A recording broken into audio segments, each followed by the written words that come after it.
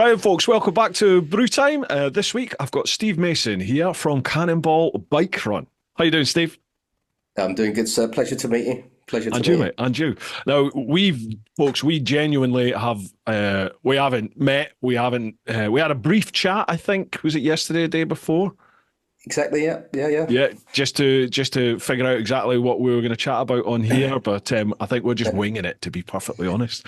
So, Yeah. Let's do it. Steve, Cannonball Bike Run. I mean, wow. I know of this, but I am really surprised by how many people who don't know about the Cannonball Bike Run.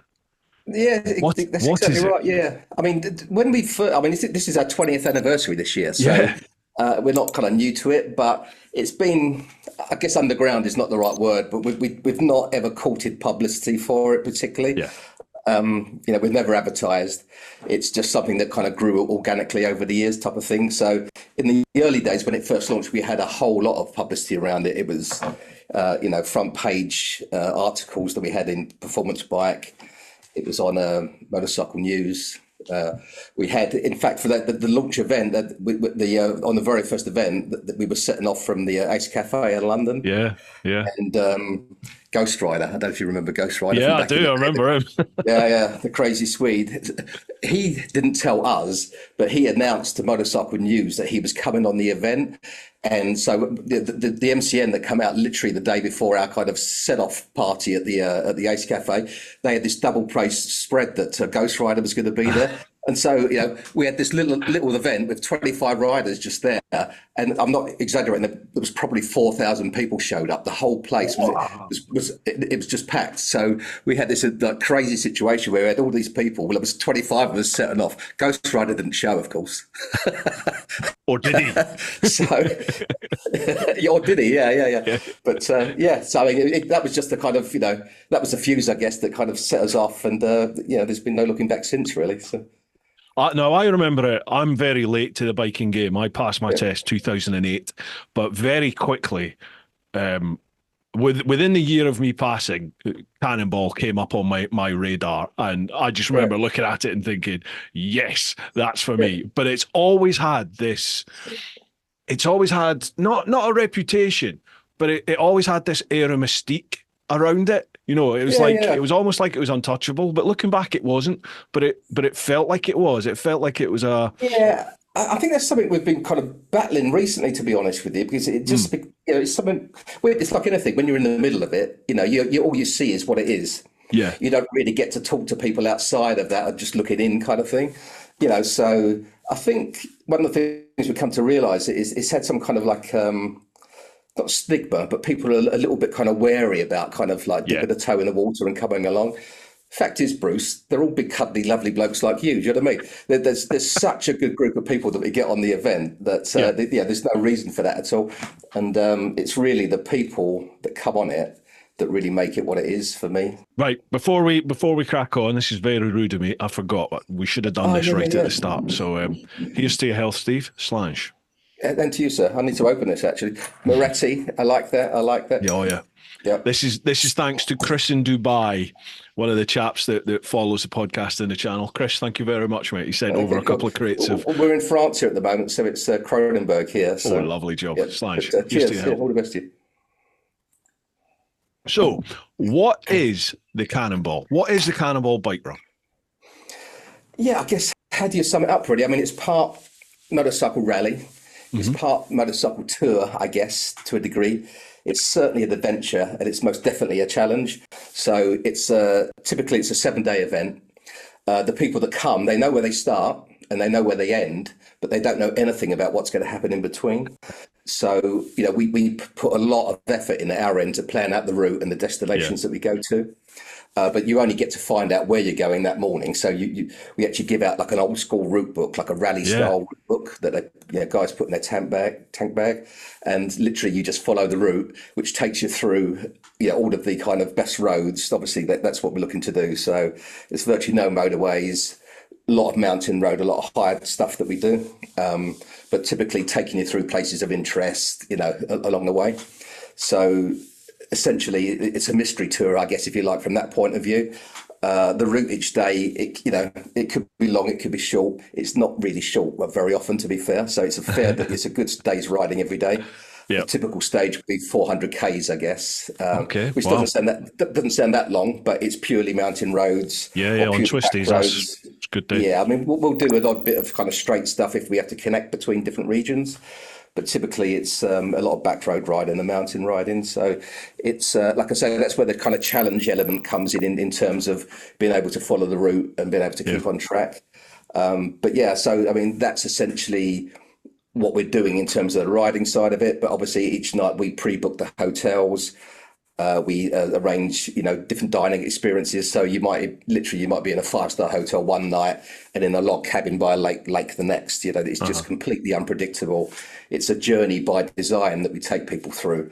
So it's not your kind of regular everyday 3-star, biker hotel. It would be like literally a 5-star hotel one night where the staff are shocked when we roll up. And then, like I say, we haven't done the camping thing yet, but I'm almost tempted to do it one night, just one night. But yeah, looking at your like the PR shots and all the promo stuff around the Cannonball Bike Run. Is it safe to say it's a party? It looks like it's a party atmosphere on tour. Yeah, there's been a couple of good times had, I have to say. Yeah, yeah. I mean, like I say, I keep coming back to the people because I mean, what makes it magnificent from my point of view is just the pure diversity of people that you get. And I know kind of diversity is a bit of a buzzword these days. Literally you couldn't put this group of people together in any other environment. They're from probably last year we had 55 riders with 15 different nations represented out of that. So they're just completely different people from all over, but they all speak the same language of motorcycle. Do you know what I mean? So you just get this incredible synergy between everybody. And one of the things we're super proud of is the fact that 80% of our riders on any given year have been before. So it's a bit like a kind of family get together each year. So like the night before the start each year, it's almost like the 8th night from the year before. It's just a continuation on. So I mean that, like I say, is for me what really makes it unique is just literally the fact that you've got all these diverse people. No one knows what anyone does for a living. No one cares. Do you know what I mean? Yeah. I mean, it's just the love of bikes. Exactly. Yeah, it's all about having a good time. So, and it's that element of it that really kind of creates that amazing kind of atmosphere that you get throughout the day and throughout each evening. So it's something we're really happy with. Yeah, I can. I get that because I've got my own tour company called Chicken Strips, and I've angled that very much to be not like your anti-tour brigade, but for me, it's a bike tour with a difference. It's not the usual high-vis, stuffy, follow my leader, off you go. It's we're having a giggle, we're going off on a bike trip with your mates, but they're not your mates. It's all, it's all random strangers that come together. But exactly like you say, it's always, I get loads of repeat custom now, and you do get that.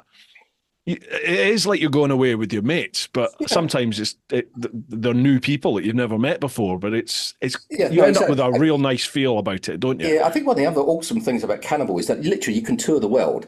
And like there's so many cities where our guys are from. Whenever you're in that city, you let them know, and then all of a sudden, I was in Munich a couple of weeks ago. Someone mentioned, stop by this place for a beer, and then there's like 6 cannonballers there, who all just showed up, all driven in from the German riders that are coming. It's just fantastic. You could literally tour the world on it. You just like Brilliant. It literally is a family.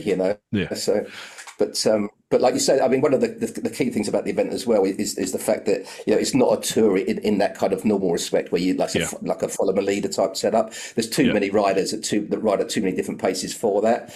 So everyone's on the same route, like in theory, because you follow the route book. But people do get lost. But what that does allow you to do is obviously everyone rides at their own pace. So. There's no kind of, one of the things that people naturally assume about Cannonball is that it's a race, it's timed. It's not, it was a little bit like that in the early days, but it certainly isn't now, It's definitely a more relaxed affair. And it's all about having a good time on the bikes, So, like I say, that fact that that everyone's on the same path, they like, you sort of drop in and out of different groups, so... they can. Everyone follows at their own pace and finds people that they're comfortable riding with. So. Gotcha. How did you get into this? How did you find the Cannonball then? I'm assuming you must have seen the movie and it's gone from there. Yeah, I mean, I guess how it started for us is that back in the day. So our kind of events company's been going over 30 odd years. So, Mhm. and back in the day we used to do a lot of car events as well. Yeah. Is this adrenaline? Is that is It is that is, what it's called? yeah, Yeah. adrenaline. Yeah. So Mhm. Nick, my partner at the time, he's retired now, but he had been invited to do the route for the very first Gumball rally. Yeah. And then from that, Nick and I got invited to essentially manage the first Cannonball Run Europe car events in Europe. So Uh-huh. we did two of those as part of that. Came to the conclusion that our partner in that wasn't quite the guy that we thought he was, and sort of decided to part ways.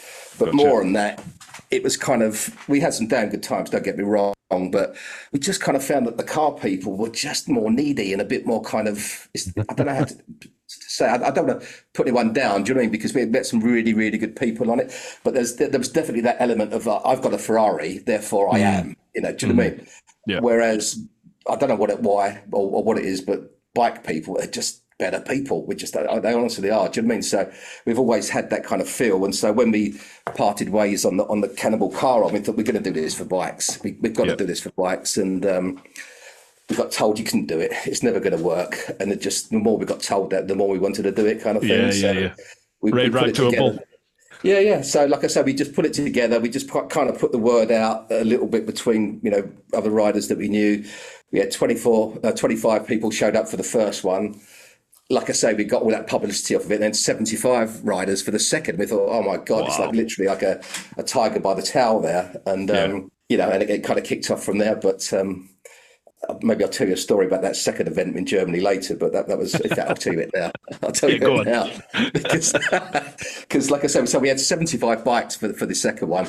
And if I'm honest, we didn't do a good job of like staffing it properly. We kind of used the same kind of setup that we had for year one.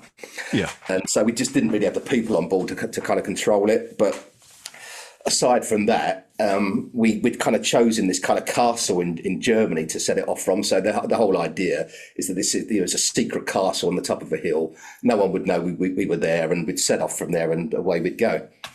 And so the day before, some of the riders coming in got pulled over by the police on the autobahn. Yeah. And one of the guys, I don't recall his name here at the moment, but he had a Honda Blackbird. Two in his panniers at the back. He had two auxiliary tanks, one auxiliary tank on each side, fully prepped, to do the whole thing without having to stop each day. So anyway, he was the tail gunner of that group of 5 bikes. As the police had pulled them into the lay-by, he's decided in his wisdom to go off and down a motorway. So of course. They've chased him down, and in his infinite wisdom, he's just continued the route to the secret castle where we're leaving. So they knew exactly where we were going from. So anyway, the chief of police is there. I get called down, and it's like, oh, so when do you start in the morning then? And we're like, well, it's 8 o'clock start. He goes, okay, we will be here just to make sure everything is good. Yeah. And so, of course, they arrived at 10 to 8, but we already left at 7. So they didn't see the funny side of that at all. Yeah, I'll bet. No, I was going to say, do you get problems with the old bill? Not anymore. But in those early days, to be fair, we were getting wrapped up in a lot with what was going on with the car rallies. The car rallies were actually causing some problems in Europe. But on that occasion, obviously, we took the piss a little bit there, and they were in their absolute rights. And of course, they brought the whole cavalry out for us, and literally there was like helicopters out. They were blocking the roads, and like what they essentially did, they kind of got one of the route books of one of the riders, knew where we were going, and just did a go slow process. So they kind of were stopping us all the way along the way. So that first day was a bit of a ball ache getting out of Germany, but as soon as we did that, it was all good. But yeah, so we'd had that, and to be honest, a lot of that heat that was coming on in those at that time. Like I say, a lot of it was wrapped up with the car rallies, but we realised that that this wasn't a good thing, and ultimately it's going to affect the enjoyment of the people coming, and that's what we didn't want. So that's why we went to Morocco. We took it to Africa, Yeah. And we spent 4 years going around Morocco. And then after that, everything had cooled down, and we changed the style of the event. As I say, it's a lot more kind of relaxed. There's no emphasis on speed or anything now. Yeah. So it's a different vibe, and we don't get any trouble at all nowadays, to be fair. So Yeah, it was the Morocco one I remember seeing. I think it was your first year going to Morocco. That's the one that came on my radar. And yeah, it's weird looking back because I remember seeing it and just thinking, wow, Morocco, oh my God, that's going to be yeah, amazing. Well, I've been to Morocco quite a few times now on the bike, and it's yeah, like, I love going there. It's fantastic riding, and it's a yeah. real taste of the adventure, isn't it? But Oh I yeah, think absolutely. I think it's almost no, it hasn't lost that uniqueness, but it's not somewhere that I look at and go, oh my God, geez, can you go there? Can I do Yeah, this? Now yeah, I'm yeah, like, yeah, I can't wait to get there and have some fun. Great place. Do you still yeah, do yeah. Morocco then? We haven't done it. We did it 4 years on the bounce. Hmm. That was I think it was from 2007 to 2010 or 11. There's a lot of call to go back there, Yeah, and we will go back at some point. The problem is that it's an adventure just to get there. I mean, a lot of our riders come out of Scandinavia. We got have a lot of Norwegian and Finnish riders, so yeah, for them to ride all the way down to kind of southern tip of Spain before they yeah, even start, it's a big ask. So that kind of plays into it a bit. But for sure, we'll go back. For sure, we will. I mean, I think there's many things we loved about Morocco, and we had some really really good times there. But I think the best thing had to be free speed. What is free speed, you ask? I asked the same question. So when we first set this up, we thought, okay, we're going into unknown territory here. So we had some kind of contacts down there, and we thought we're going to need a fixer, to help us through just getting the bikes in and out. As you probably know, is a bit of a ball ache getting just the custom side of things. So, yeah, so we had a fixer that we went down. So on the recce, we were speaking to him. And he's saying, so what class of hotels? We're like, okay, well, 4-star, 5-star if possible, dining mix, a bit of Moroccan, bit of international, free speed. I went, free speed? What's free speed? He went, oh, free speed. So, okay, that sounds interesting. That certainly sounds up our alley. What is it? He said, well, we have contacts with the police. And if you want, we can, make it so he's no problem for speeding. And we're like, well, we yeah, don't need to speed, but we don't want anybody hassled, and we don't want any tickets really. Can you do it? They went, oh yeah. So anyway, so the invoice comes through. On there's the free speed, and it's like, it's a decent number, but it wasn't that high. So yeah, yeah, and sure enough, we all go. We had the full week there, and to be fair, as you know, in Morocco, there's nobody around for the vast majority of the country anyway. So you're not doing anybody any harm anyway. Mhm. And sure enough, at the end of the event, we've had 40 riders have gone round. Everyone's done a whole week of riding 3,000 Ks. Uh-huh. Not a single ticket. We're at the final hotel, and the chief of police pulls up. I thought, oh God, here we go. The shakedown. So he said, oh, so Steve, how did it go for you? Was it good? Was it good? I went, yeah, lovely. Great week, great week. He goes, so you enjoyed it? Yeah. Enjoyed the free speed? Yeah, it was all good, all good. He said, so maybe you give me a present. I'm like, oh, here we go. Here we go. It's like the secondary payment. This is where Yeah, we get. yeah, yeah. You don't leave the country till you pay.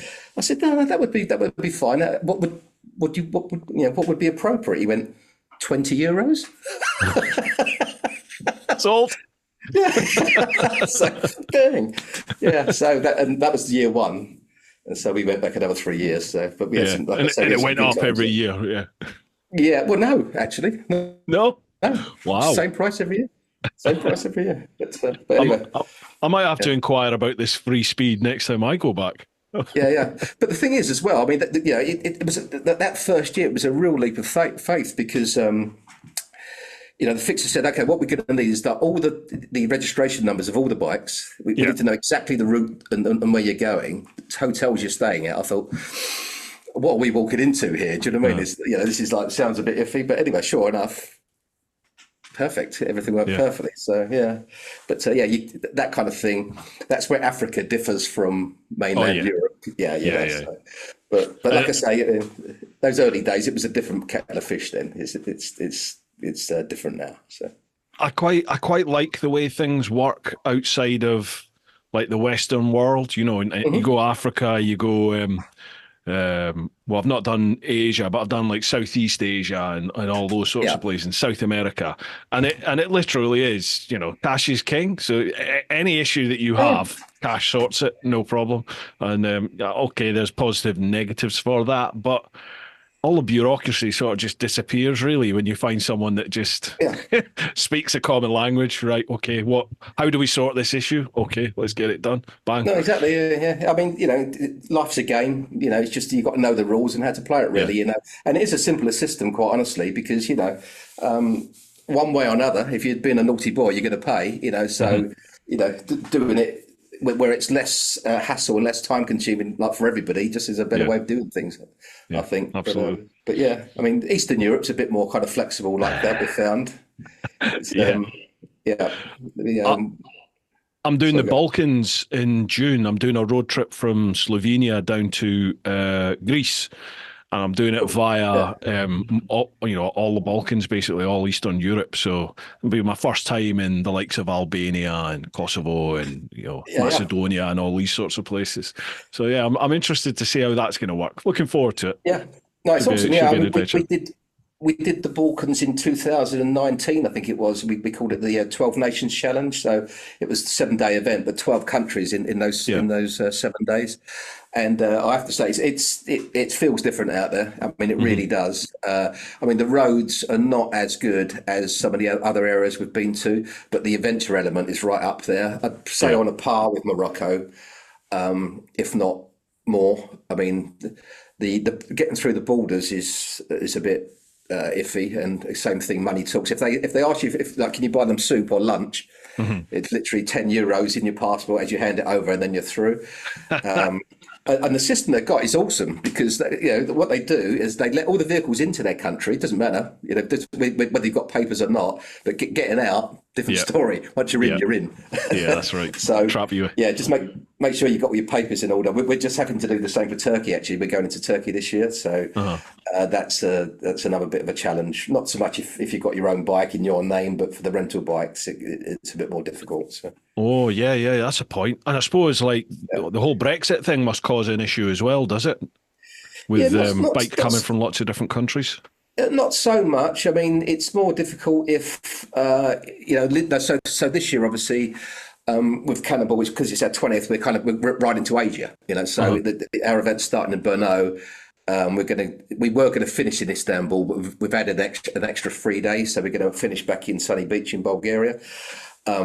So yeah, and one of the things we're offering this year is like a bike transport service, so we'll take your bike to the start and bring it back home again for you afterwards. Gotcha. Because it's a long schlep otherwise. I mean, Istanbul and back is nothing for you, Bruce, of course, but for us mere mortals, it's not easy, So yeah, we've got a bike transport service this year, but where Brexit has affected that, you can't just throw a bike in the back of a van with a transport company without having and everything, the carnets and the rest of it. So it's all red tape, but it's all doable. Yeah. Yeah, absolutely.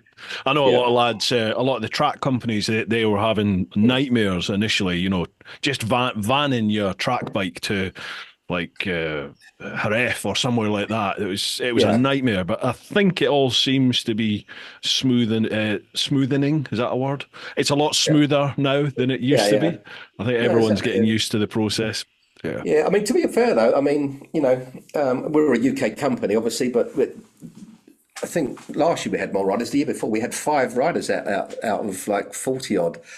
So it's really international Wow. Yeah. our ridership. So yeah. So there's not so many riders actually come out of the UK. We've got a lot of British guys that live in Europe and live in other parts of the world. And we have a lot of American riders actually. Last year, I think we had 12. Or it might have even been 14 riders from the US come over. And Really? some of those, like the regular guys, they just leave their bikes here. So that they keep them here, they fly in and out, and they do Cannonball and they do some other trips around it as well. So sorry to interrupt, folks, but just a quick shout out for this week's sponsors, who are, as always, Ultimate Addons. Ultimate Addons have been backing the podcast for the last few years, and I've been using their products since probably around about 2017, 2018. They specialise in phone holders, so both the mounts that attach to your bike and the protective cases that your phone goes in. Now, these cases are shockproof, they're dustproof, they're the perfect things to put your phone in whilst you're on the bike, and even if you do have a mishap, your phone is nicely protected inside that case. You can still use the phone, you can still use the touchscreen, you can even still use the cameras. They do a wide selection of mounts. I use the ratchet strap, which is actually in their cycle section, but you can pick any one you like for your particular bike or a generic one. It's up to you. Ultimate Addons are also doing a number of other accessories, things like action camera mounts. They're also now doing heated grips. They do things like a balaclava, USB, USB-C, power adapters, lots of different things. Head to their website, check out the products, and if you use the code TeapotOne with the number 10, TeapotOne10, then you will get 10% off. A massive thanks to Ultimate Addons for all your support. And a massive shout out to all of you over in the clan, over on Patreons, patreon.com/TeapotOne. I literally could not do this full time without your support, folks. So thank you from the bottom of my heart for going that extra mile with your support. You're also the backbone of the Brew Time podcast with all your questions. So keep them coming and we'll go from strength to strength. So how do you pick the route and how do you pick countries for each year? Yeah, it's I don't know, man. It's like kind of like, what's your dream? What's your dream? Every year we speak to everybody. There's an awful lot of experience between all of our riders about, some of these guys, they do like 35,000 kilometers a year riding, just leisure riding in the mountains kind of thing. So there's a lot of information there, part of our own experience, as to where the best places are. So, it's really just pooling together, ambitions as to where you've always wanted to go and kind of piecing it together kind of thing. So it does get more challenging. Now we're at year 20. Do you know what I mean? I think we've done, I'd say, the majority of mainland Europe down to Spain. We haven't done Portugal, but I think the roads there maybe not quite so good. We've done a lot. There's some cracking roads, real good roads, Portugal. Good roads in Portugal. Yeah. Yeah, we did a Camino themed cannonball a couple of years ago where we went across the north of Spain, which was really good. We were hoping to get into Portugal, but we didn't dip in that far, so we said we'd probably go back, but we haven't done it too much there. But certainly the rest of mainland Europe we've done, Eastern Europe we've done. Hence this year we're kind of pushing into kind of Turkey. Scandinavia we haven't, but our Scandinavian riders, half of them say you must come, it's fantastic. The other half say don't bother, it's expensive and difficult sometimes. So police are really hot on speeding up there for sure. Like Norway, exactly, they are massively. And I mean, some of the prices for the that they charge for stuff there is pretty high as well, which obviously. We don't really kind of vary our price too much each year, depending on where we're going, but we just make sure we spend the budget in the best way we possibly can. So when we go to more expensive areas, we might kind of lower the hotel grade a bit, if you like. And then when we go to like cheaper areas like this year, we up the hotel. So like this year, I think we've got 3 5-star hotels, because obviously Eastern Europe's more it's better value kind of thing. But there's no real science to it. It's kind of like, what's hot at the moment, where have we always wanted to go? It's the roads really that kind of draw us. We tend not to kind of go to places just because it's the famous city. There's got to have some decent roads that come in and out, ultimately. So we start with the roads and then we build the rest around that, if you like, Gotcha. So what's your sort of biking history, biking pedigree then? How did you get into biking and get to where you're at? Well, as a kid, literally as a kid, when I grew up, it was all fizzes and APs. I had an AP 50 was my first bike. Back in that day, to be honest, most of what we used to do was like dirt bike riding. So we used to do, have a lot of like made up dirt bikes as kids. As soon as you could afford it, we were getting better bikes. So I used to race motocross and enduro back in the day. Didn't really get into bikes so much when I was young. Probably got more back in around about your age. So I moved to America in 2003, and then I passed my test in America, got a bike out there. So that's when I kind of started more my kind of road bike stuff. Gotcha. But to be fair, I'm not by my own admission, anything like at the level of the guys that come on our event. Do you know what I mean? Is that I'm not putting myself out as being this like fantastic guy that's super quick. My part of what we're doing here is to bring the people together and put the event together. Gotcha. You know, Yeah. these guys do the riding; they know what they're doing, and they don't need us to say anything. You know, we have one rule and one kind of thing in the rider briefing. It says, "Do not crash." That's all we say.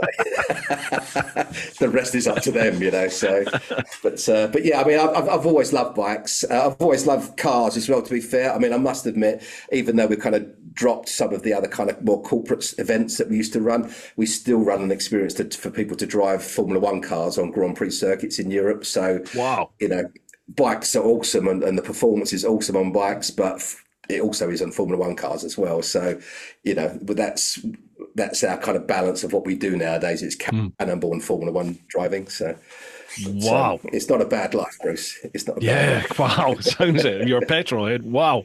Is that all under the adrenaline umbrella then? Yes, exactly. Yeah. So, like I say, we've just sort of kind of rebranded our company just recently because, like as I said earlier, Nick, my partner, retired a couple of years ago.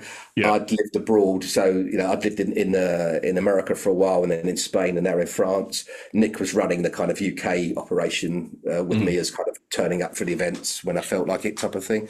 But since he's retired, I sort of made one of those kind of big life decisions, which I think you've probably done yourself, where you've kind of got your day job and you've got your dream job. And it was that kind of, how do I transition back again? So in the early days, it was a lot easier because, you know, I'd kind of went off, set up a new business over there and everything was great. But now it's like, okay, I don't have time to do both. Yeah.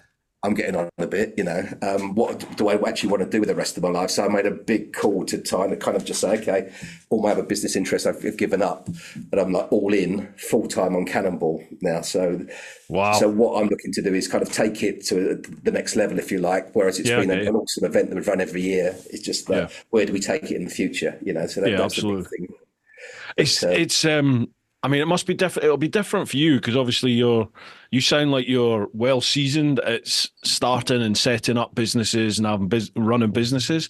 But for me, you know, this is the first time I've ever done something like this, and it's been a real over the last 4 years now, 3.5, 4 years. It's been a real learning curve for me to move from. You know, where I was in the old Bill, working for the man, you know, working for a big agency, if you like, to all of a sudden, you know, you're the MD, you're the cook, you're the cleaner, you're the marketing guy, you're the accountant, you're everything. It's been hard. Like the first couple of years, it almost took the love and the passion out of it for a while, and I really had to sort of stop myself and get hold of it and go, hang on, why are you doing this? Okay, what do you enjoy? Let's focus on that. And you need to keep this running. And I'm now progressing into this stage where I'm a control freak. I don't know what you're like, but I'm a real control freak. I want to do everything, but you can't. So you need to delegate it. So it's like, you know, my son, thankfully, is a professional editor, so I've given the odd little project out to him to say, look, any chance you could do that for me? And you know, graphics. I've got a chap that is starting to help with graphics, so it's slowly just relinquishing the control side of things. Yeah, I mean, you have to. I mean, if I was to give one bit of advice that took me this long to learn, it's like to hire professionals in areas that you don't really know what you're doing. It's easy to think, I'll have a go, but you know, you can't do everything. And you know, like I say, since my partner retired, I've lost him and the assistant that went with him. So a lot of the kind of all that side of things that I never really saw for 20 years, I've now kind of taken back on board. So, but what I do, my kind of way of working, whenever I take on something, is I do everything. And then I figure out how, you know, what needs to get done, how I would assume it would get done, and then kind of start feeding it out to other people to help from there. So, you know, nowadays, I mean, we're not a big business by any means, you know. We've got a good team of people who work with Cannonball. There's kind of 5, 6 of us that work on that team, but they're not full time. You know, mostly it's coming on the event to help with it. A lot of the back end stuff is done by myself and Lorna, my wife. You know, so we have that same challenge, you know, and we've been, you know, we've been some really tough times. I mean, COVID for people in the events business, where the government says, that's it. You're shut down. You can't do anything. Yeah. That's not easy to navigate, and particularly for 2 years, it's not easy to navigate. The one thing that I'm immensely proud of is that we ran Cannonball every year throughout COVID. We've never been stopped by anything. So, Really? yes, exactly. Yeah. And that, for those 2 years, were the only events we were running. So as an events company, we might have put 35 events on a year. Those 2 years, we did 2 events, and each year it was Cannonball. And I have to say to the people that did it, absolute respect to those guys, because that's, we never had the numbers that we would have had otherwise, but they're the same kind of mentality of these guys that are not going to be put down. They're all individuals. And that was just so awesome to see them show up and for us to run it and do it and go home again. It was absolutely fabulous, So, those 2 years were difficult. And in the early years, I mean, we struggled financially. I mean, Cannonball's not been a big money maker. It's never been about that. It's only been about, it has to happen. Who's going to do it? No one. Let's do it then. So, it's not really a money thing. It's a lifestyle thing. I think live your life is your life. Stick. That's our stick. Do you know what I mean? That's where we're coming from. It's about making experiences happen that would never ordinarily happen. So, yeah, absolutely, love it. You're talking about COVID there. I kind of miss it. I miss traveling during COVID because I still managed to get away on the bike. I remember I did a 5 or 6 day trip down to Switzerland round the Alps, the Swiss passes, right during COVID in that first year. It's about September time, I think I went. And it was, everywhere was empty, like the Eurotunnel was empty, airports were empty, the roads, there was a bit of traffic, hotels were empty. Everyone was pleased to see you, weren't they? Businesses, if they were open, it was like, please come in. I missed that. It was so eerie. It was kind of eerie in a way as well, though, because both our COVID events were both in Italy. So we did, there were so many people that wanted to come to the first Italian one that couldn't because of COVID. We said, okay, we're going to do this next year. Not the same route, not the same event, but we're coming back to Italy, and everyone that was going to come can come again next year, which is ultimately what we did. But yeah, I mean, because the hotels obviously were struggling, you go to play, we've gone to these huge hotels, and we were the only people in there. And they're so skeleton staff that you check in, there's a girl checks you in, it's like you ask for a drink, she goes over to the bar and pours you a beer. Next minute she's cleaning your sheets in the morning. It was literally like weird situations like this, and they just felt like ghost towns, a lot of it.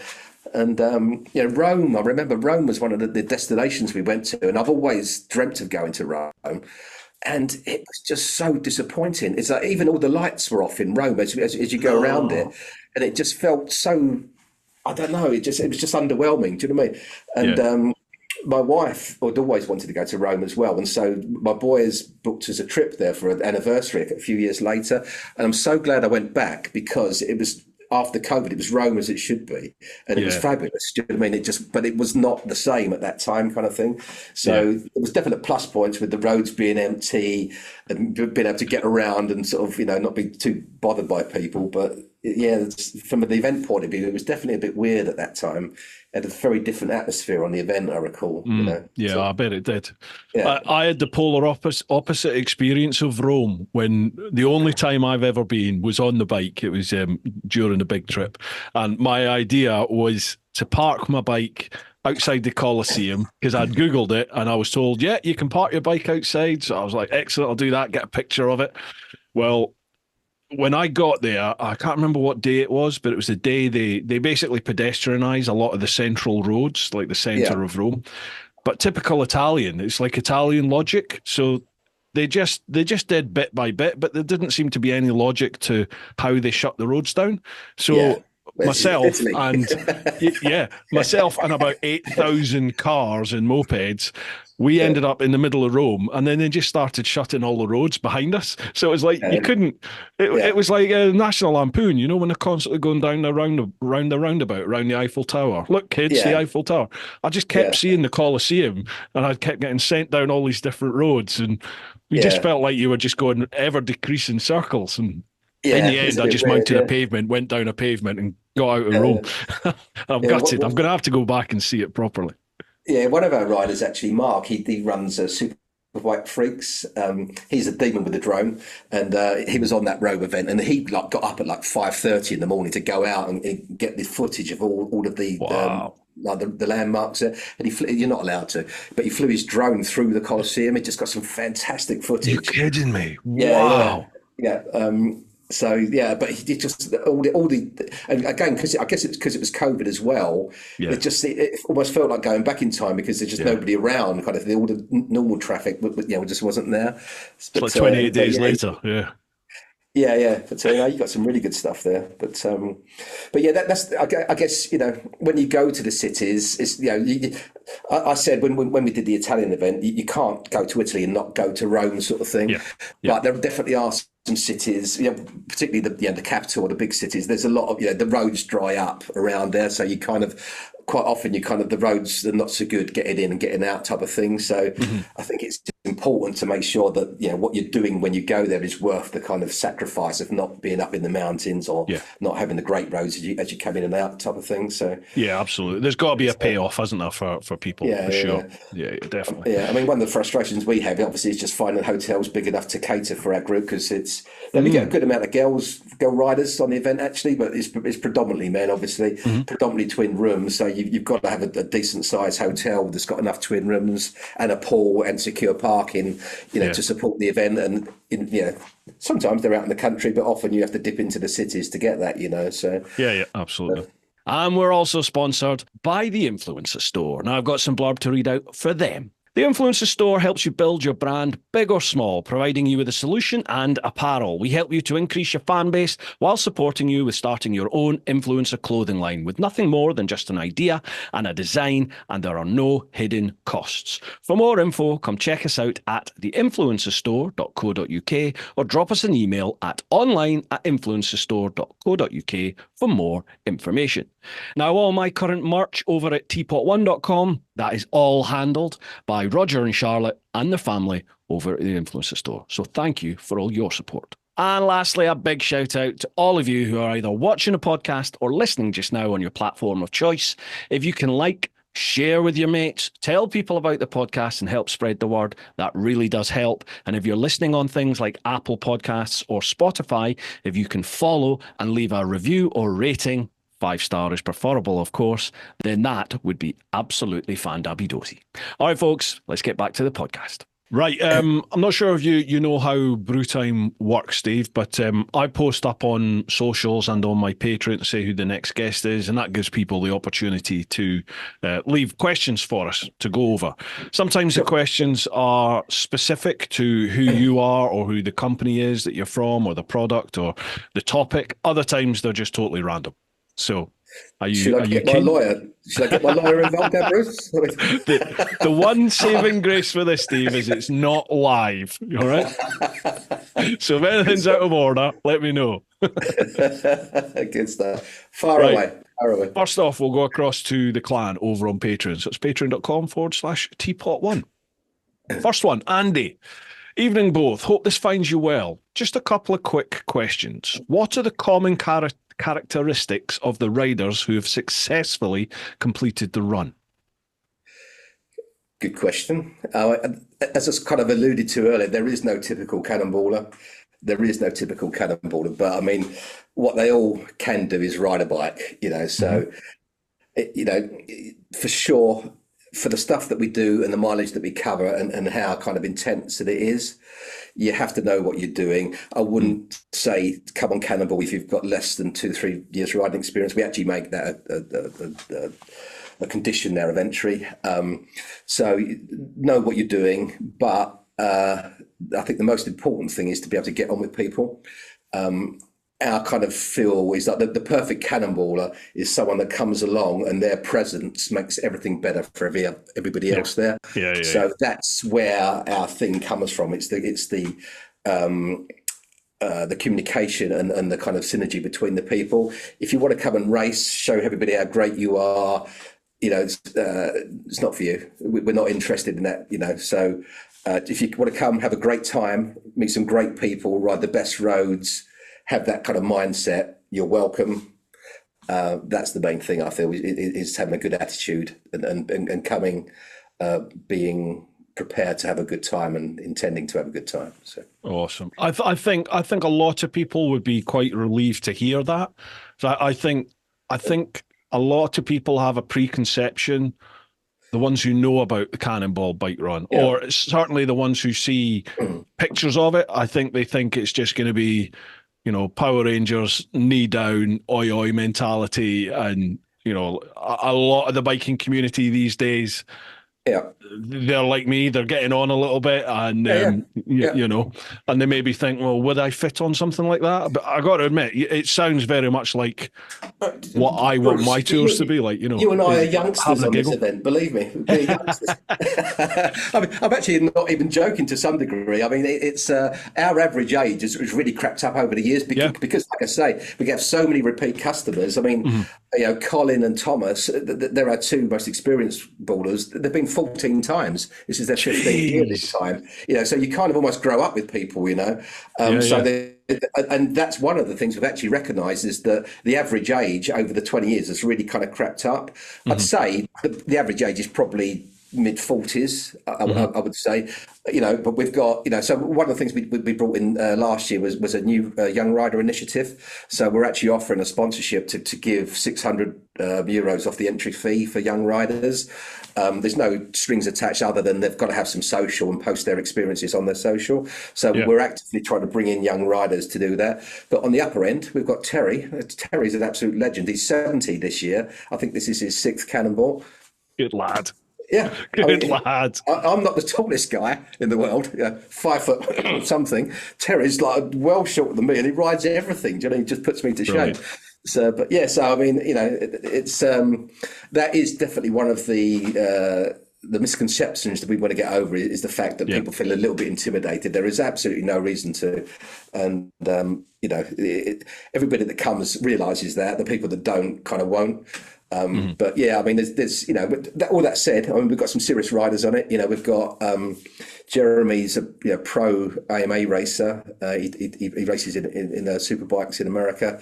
So we've got some really good riders. They know what they're doing, but no one's out to sort of to say, look at me, how good I am. Everyone's just out to have a good time. So there's all different levels of riding through from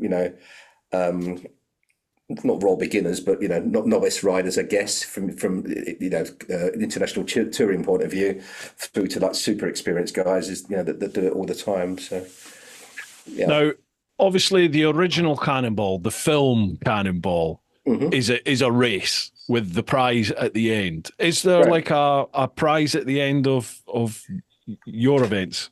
There is, yeah. I mean, the most prestigious prize is the Spirit of. So that prize is given every year to the person that brought more to the event for other people's enjoyment than anyone else.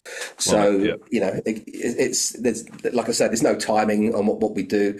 It's just purely about having a good time. So we give out trophies for all different. A lot of stuff happens over the course of 7 days of 50 people riding 3,000 k's. You can imagine. So there's a lot of stories that come out of that, and so we give trophies out every year for that. We also have our legends. Our legends are the people that bring in that extra kind of colour, enthusiasm, enjoyment for everybody else. They're the real characters of the event. So we have our Legends Awards that we give out each year.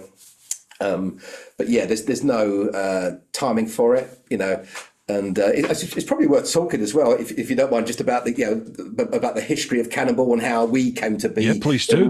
Where our part in the story is, because as you say, I think most people, when they talk about Cannonball, they just think of the movies, right? For the 80s kind of comedy movies, where it was the kind of car races in America, but those were actually based on a real life race that a journalist called Brock Yates put together in the 70s. So, at the time, the national speed limit in the US was 55 miles an hour. And kind of his objection to that was this event, which was unsanctioned. It was an unsanctioned race that was from the Red Bull garage in New York to the Portofino in LA. So it was a coast to coast race.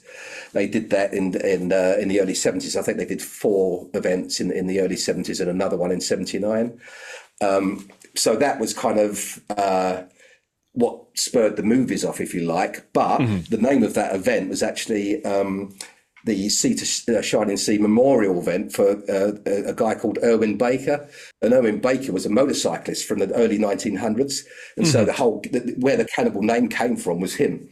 And he was like, I think today, you'd have to put him up on a par with like the likes of you guys that have do worldwide stuff, because to ride coast to coast on those early bikes in, I think it was 1908, I think his first coast to coast record was set. Gee whiz.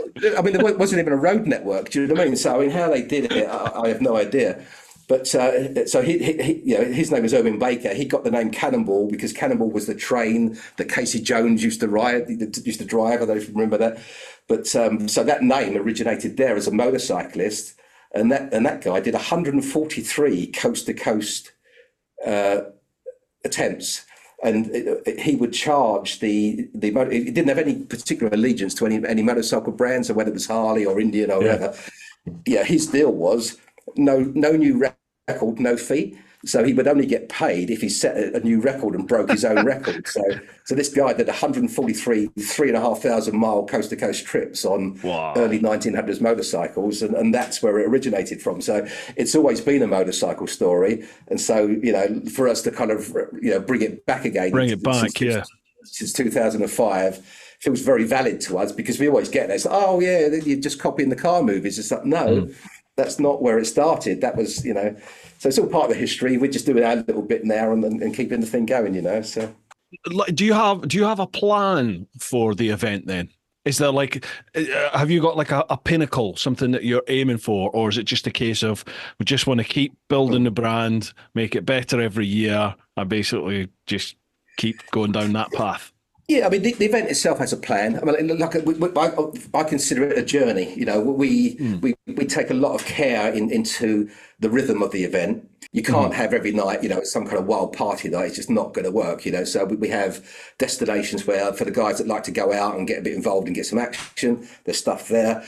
Equally, the next night it might be we love these hotels that you find. Do you mean museums and libraries, Steve? Is that what you're talking about? I don't know what they do, Bruce. I point them in the right direction. I see them in the morning. There's never any pictures or video, though. I'm not sure.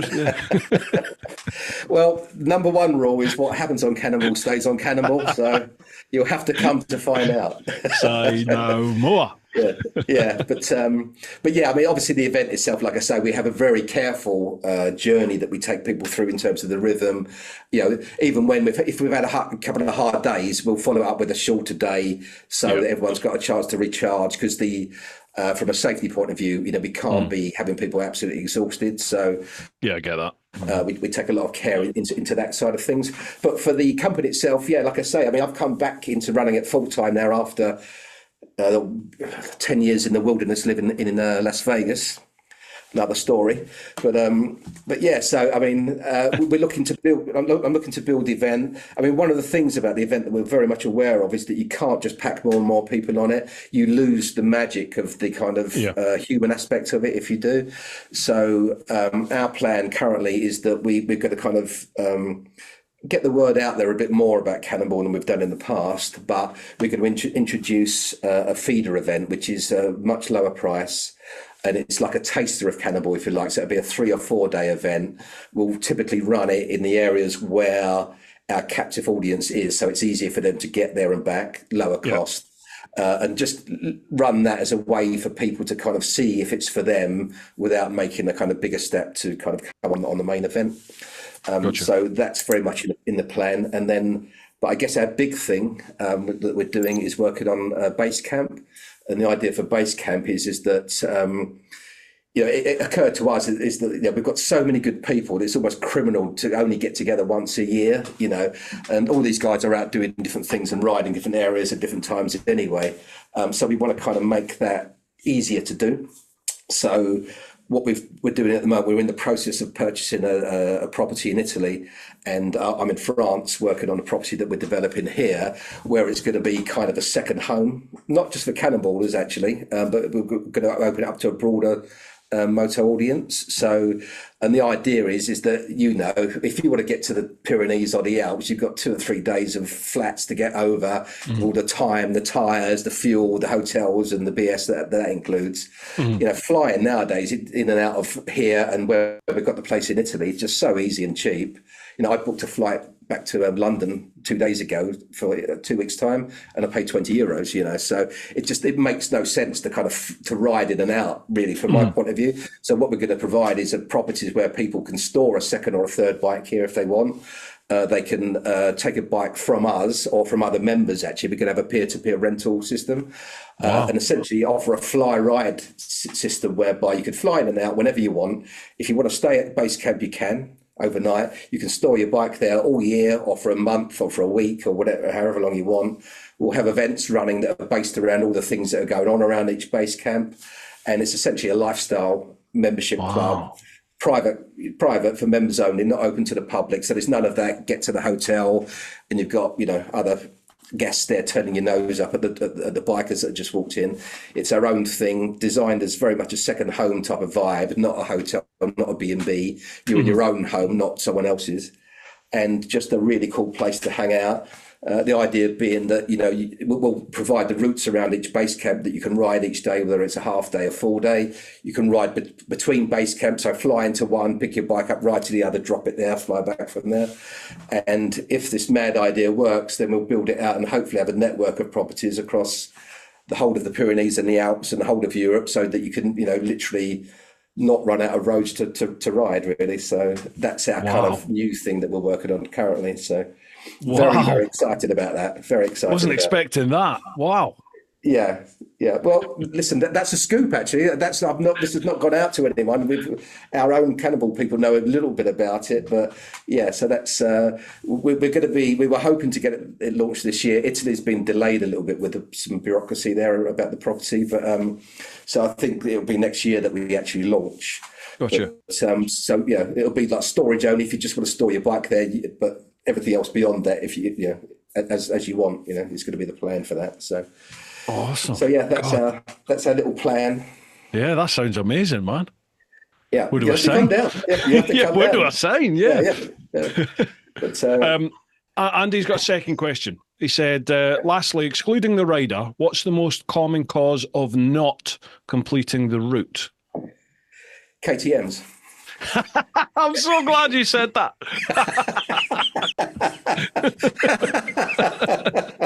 I'm not saying anything other than yeah. To be honest, it's amazing that, like, you know, the actual. I mean, we have a kind of unspoken "no man left behind" policy. So you know, one of the things that we offer is probably a bit outside of what people would expect is that we have a support vehicle. Or support vehicles actually. So each year, no one goes with their own luggage. So we have a van that moves your luggage each day, so you don't have to worry about baggage, weight, and anything. So we do that, but we also have, this year we're just building it now. We've got a dedicated support vehicle that will come through the stage afterwards. So if anybody has a breakdown or a minor off or any kind of issue, we can collect their bike, collect them, get them to the hotel, and then deal with the problem from there. So nobody gets left behind on the stage. But yeah, I mean, it's breakdowns really. Amazingly, Ducatis. I can't remember a Ducati ever breaking down. I might be wrong. But really? Yeah, but there's a lot of, I'm going to get in trouble for this because there's so many KTMs we have on the event now. You know, it's like an orange sea moving through the mountains, like, you know. But yeah, I mean, breakdown would be the main thing. Yeah, there's always the chance of having an off. You know, shit happens. Yeah. It's a tour, isn't it? These things happen. Yeah, I mean, ultimately, I think it's the combined mileage of all of our riders over the 20 years we've been doing this is the same as going around the earth 52 times. So I know you've done it once. I don't know how many times you come off in that time, but 52 times is what we've done it. Yeah, 52 times is what we've done it collectively. But yeah, I mean, like I say, I think because of what we do, how we do it, everyone finds their own group to ride with at their own pace. So that definitely helps on that side of things. But yeah, I mean, it's just the mechanical side of not getting round. Yeah, I can't think of anything else other than that, really. So, yeah. Is there like a common mechanical issue that you have? No, I mean, there's a lot of guys get through a lot of tyres. Mm. I mean, that kind of this year, actually, again, because we've got this sort of, we normally rent in vans for the purpose, but what we're doing now is we've got our own, and we're going to build our own kind of setup in the back of it. So one of the things we're going to offer this year is like the facility to change tyres on the event. So when you get kind of out into the, the like Balkans or Turkey, and just you can't just stop and grab a tyre. It takes a bit more planning. Most of the guys, they'll get around on the same tyre. It's not a problem. We have some keen riders that go through one or two in the week. Yeah. So we're having the facility this year for them to change tyres and put their own tyres on the van from the start. So we've got that. But I mean, there's no specific mechanical problem. I could say that that's the main thing. It's most people get round most of the time. Last year we had Jace, the guy from Australia. He come off, I think, on day 2 or 3. We went there, picked him up, picked his bike up. Bumps and bruises, nothing major. It could have been bigger, but it wasn't. He was lucky. And then we picked him up. He got along. We got to Bratislava. He said, "You know what? I feel good. I'm going to ride." So he rented a bike there. His other bike was sent back. He rented a bike and he got to the end, and he was spirit of the event. I mean, it's that never say die attitude. Do you know what I mean? So he won it that year for just for that kind of mindset, really. So one way or the other, we get round. So. Love it. I'm so glad you mentioned KTM. Have that, Sam Vincent. I get so much abuse because I'm a BMW. I've got the GS. So have that, KTM. Have that. Yeah. We get lots of BMs on it as well. Lots of GSs. It's there's no typical bike for it, actually, I have to say. And a lot less sport bikes than there used to be. We used to get an awful lot of sport bikes, and they're a dying breed, it seems, amongst our guys anyway. So a lot of them are on the bigger adventure bikes.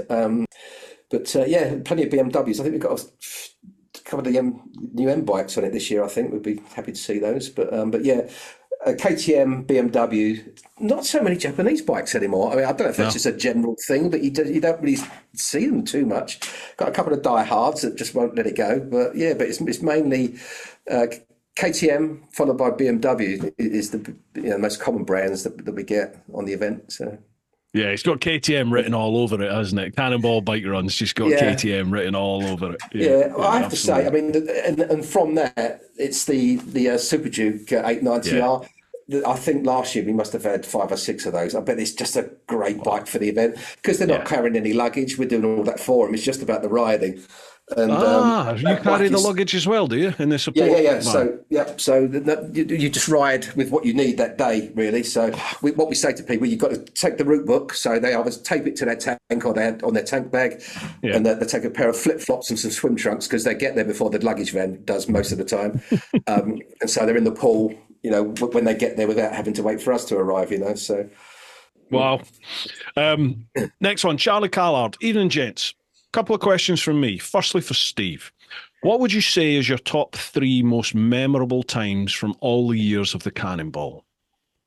Oh God! How long have we got, Bruce? as long as you like. Yeah.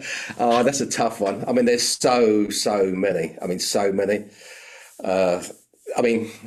It's not easy because, like I say, what happens on Cannonball stays on Cannonball Raw. Negates me from telling everything, But oh God, Special Mike has to be up there, I guess. Special Mike. So, like a Special Mike, yeah. So, like I say, no one talks about work on Cannonball. No one really cares about what people do. Special Mike, he just happened to volunteer the fact that he was a dustman. He didn't have an awful lot of money. He was coming for the first time on this old, I think it was a 916 Ducati that was literally held together with hope and string. Do you know what I mean? And this was Morocco. It was the first Moroccan one. Wow. So, and we just knew in the build-up that he wasn't particularly well prepared. Do you know what I mean? So anyway, so he's set off to get the 2,000 miles, whatever it is, to get from the UK down to Tarifa to get across to Morocco. Yeah. And we get a call from him. He calls into the office and he goes, "Hey, it's Mike." He said, we said, "Oh, you've made it, fabulous." He goes, "Yeah, I've made it to Calais. I've just got off, just got off the ferry." He goes, "What's French for south?" he had no map, no idea about what he was doing, where he was going. And we thought, okay, that's the last we'll see of him. Yeah. And then lo and behold, there we are. He rocked up. He rocked up. Not only did he rock up, he had his bike made it, just barely by that point. But he had no kit, no nothing. And, so he set off on the first day and he's got he's riding, no gloves. He's riding in a sweatshirt and he comes past the camera car. So he's like misfiring. I think it's misfiring as he goes past. All this sweatshirt's flapping up his back kind of thing. Anyway, we get to the hotel that night. There's a big crowd in the bar around Special Mike. And his back is absolutely red. I thought, oh, fuck, he's come off. He's come off. It was sunburn. He was yeah. He was so sunburned. he couldn't ride. So anyway, we cobbled some gear to get together for him for the rest of the event. But yeah, he was a good memory. But yeah, I mean, there's too many to say. I mean, the Moroccan police one, you can't not forget that. With the free speed. Free speed, yeah. Special Mike, I love that. That's brilliant. That's all you need to say, isn't it? Special Mike. That's it. Yeah. Done. I guess another one, since we're on stories, another one that did spring to mind was Pig Dog. So again, this was for Morocco. This was the second year in Morocco. And we thought, if you break down in Morocco, the chances of finding a rental bike is like slim to none. So we thought, all right, if anyone does have a mechanical problem, what we're going to do is bring a bike so that if you have a problem, you can, we've got a bike, we can wheel it out the van and away you go type of thing. So we bought Pig Dog. Pig Dog wasn't the most modern bike by any means. And the seat, literally, you spent an hour riding it, you'd be walking like John Wayne for the rest of your life. It was just so uncomfortable. I think it was an old GSX Suzuki. I can't remember what it was, but she had a certain ingrained character to it kind of thing. So, and I think what it acted as like a kind of disincentive to not mess up type of thing. So that year, everybody got round, incident free, no problems at all. And so we've finished. We're finishing in Tangier, back at the north of Morocco, and we've got this like fantastic 5-star hotel on the beach. And so everyone's like hanging out by the pool, just getting ready for dinner that night. And we can hear some of the boys have broken into the van, got Pig Dog out, and they're like ripping up and down the beach in front of this hotel in Pig Dog. No. Anyway, so that wasn't enough entertainment for them. So they decided in the end to ride it into the sea. So by this stage, I mean, it's not nightfall now, and there's a photo somewhere. Again, it's classified, but one of our boys is on it naked in the Mediterranean, just like with Pig Dog wide open, and it's literally spitting its internals out the exhaust. Oh no! Just that. We didn't really care, but anyway. So funny enough, now I think of it, that actually particular individual is now on the staff team, so he qualified. And he's a bike cop as well. Funny enough, but anyway. I'm not surprised. I am not surprised. No names, but he's now on the staff team. But anyway, so the next morning, we're going back onto the ferry, and so I'm in the camera car, which at the time was an M5 BMW, and Nick, my partner, as we were rolling into Tangiers the night before, we were almost out of fuel, but we were late. We were like almost last on the stage, so we had to kind of catch up. Yeah. And anyway, so we were almost out of fuel, so we drop in to get some fuel. I said, quick splash and dash, Nick, then let's get going. So he jumped back in the car. I'm driving. He's fueled it. I said, that was quick. I said, yeah, we've driven off. I said, that was quick. How much did you put in? He went, £5. I said, £5? This is kind of V10, 5-litre M5. I said, we're still 10 kilometres from the hotel. Yeah. Anyway, that happened. So the following morning, we're now going off to the ferry to get back to Europe. As we're driving the M5 up the ramp onto the ferry, it's run out of gas. No. So I've literally rolled on. And then just behind me, to rub salt into the wounds, I'm not going to say his name, but the aforementioned culprit who destroyed Pig Dog the night before rolls up on Pig Dog, and it's like on Pig Dog. It's just like, anyway, we've rolled. So the Pig Dog's destroyed. The car's out of fuel. At the other end, like, everyone's disappeared because we had a final stage in Spain. We've rolled off the M5, and now, and this was the year when they had the terrorist attack in Marrakesh. I don't know if you remember that. A bomb went off in the market square. Yeah. So there was quite a high. It was quite a high terrorist alert. So anyway, so the car's out of fuel, and there's like massive open area. I've had to walk across to the customs, explain, said, "Look, car's out of fuel. Here's my passport." They said, "Okay, there's a fuel station up the road." Gone up there, they don't have a petrol can. All they had were these, I've only ever seen it in the south of Spain, these like clear plastic bags that you put the fuel in. So anyway, I've got that, I filled up this plastic bag. Now I'm walking back across with a bag of through fuel. The customs area during the terrorist high low. Suntanned and sweating. Yes, with this bag of fuel looking like a suicide bomb. I thought, I'm going to get a headshot any moment here. Yeah. Yeah, so that one stuck out a bit as well. But yeah, you'll have to ask the Cannonballers. I mean, they're the guys that have all the stories. That's the thing, you know. There's so many things happen every day. Yeah. You can't keep track of it all, you know. So. Yeah, and imagine the stuff that you don't get to hear about as well, like the proper stuff. Yeah, no, exactly. Yeah, so. Awesome. Right, question for both. So the world's gone to shit. It's full Mad Max style. All the major cities are now surrounded by high walls, big gates, and guns. Your job is to deliver different packages between each city. What vehicle are you using, and what are you doing, and what are you doing to it so as not to get caught by bandits and looters? Wow, Charlie, your mind goes some funny places. Right, Mad Max, end of the world vehicle. What are you taking? What are you doing? Oh.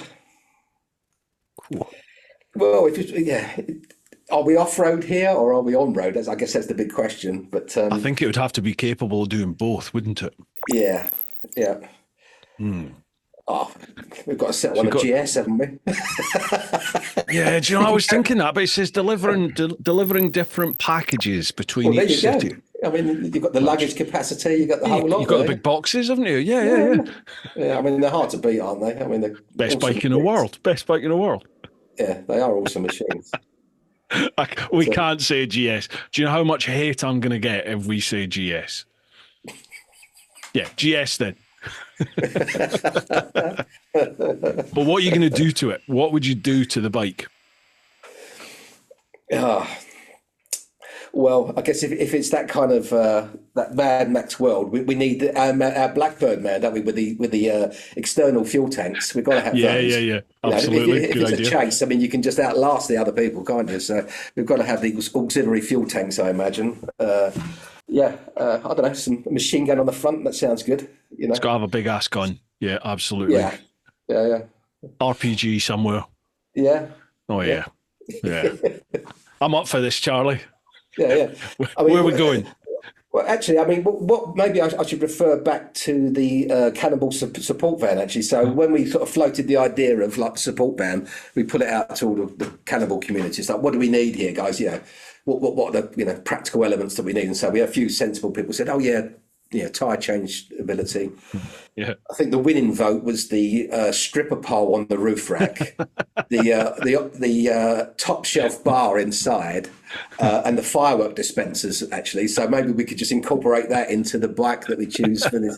Love it. Yeah.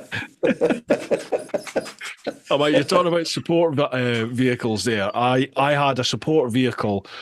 Saved my arse in Russia when I was doing the world trip.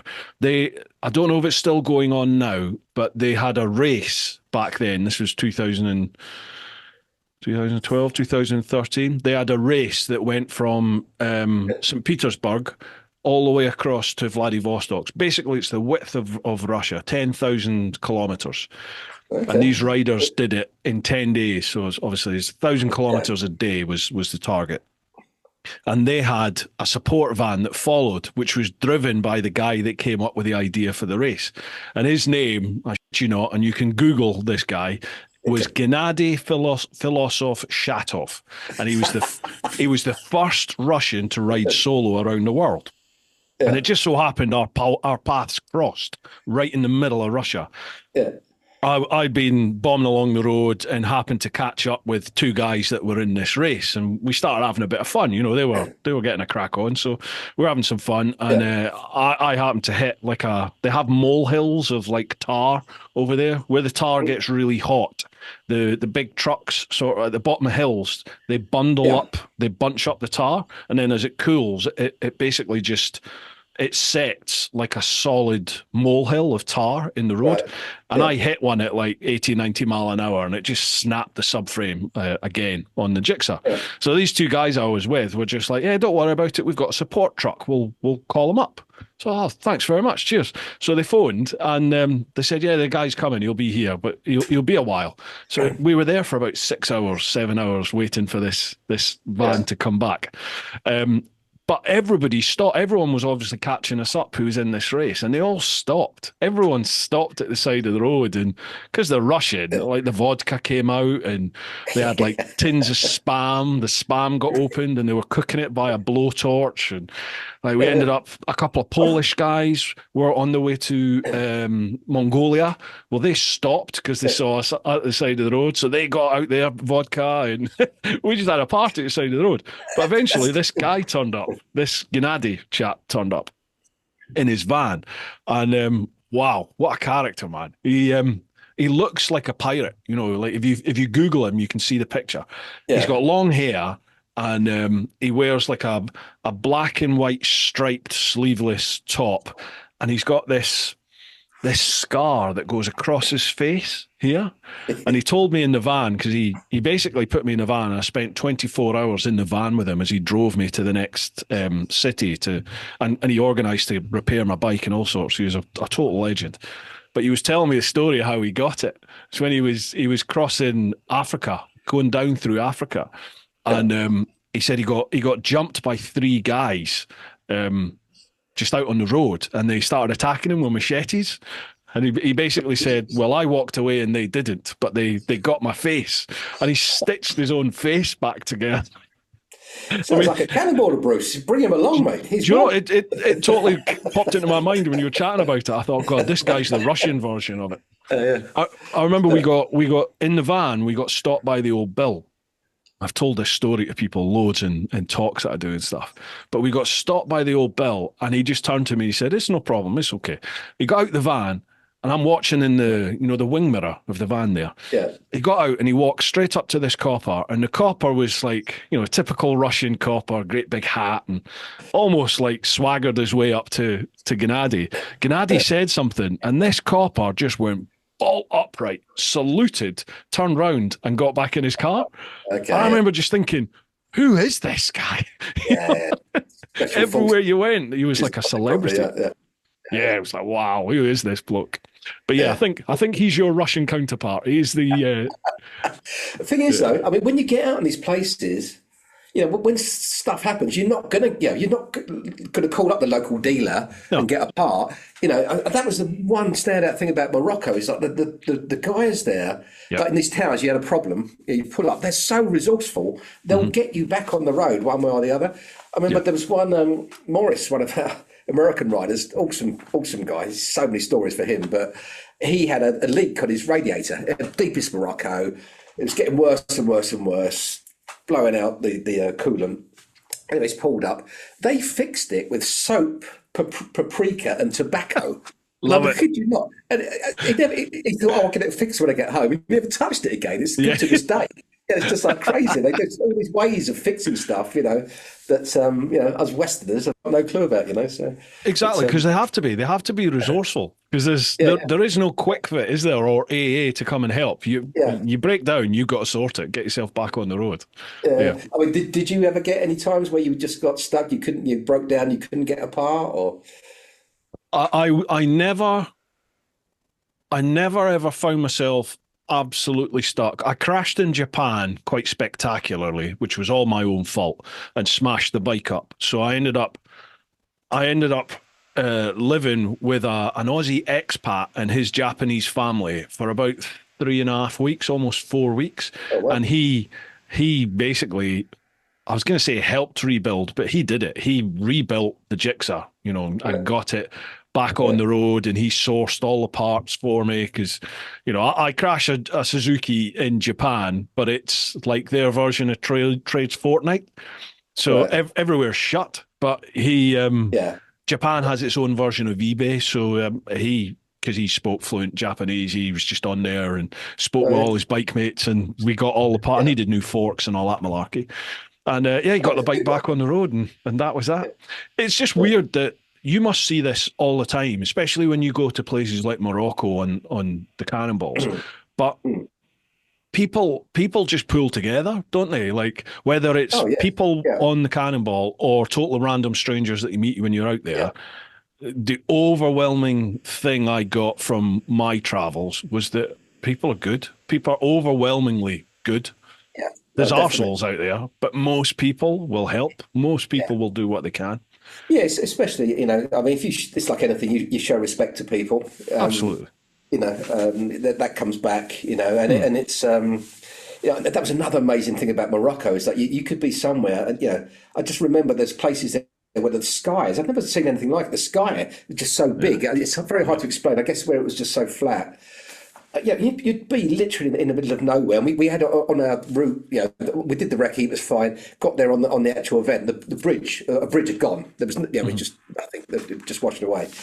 And we were probably 100 k's into the stage on this one road that led to there, kind of thing.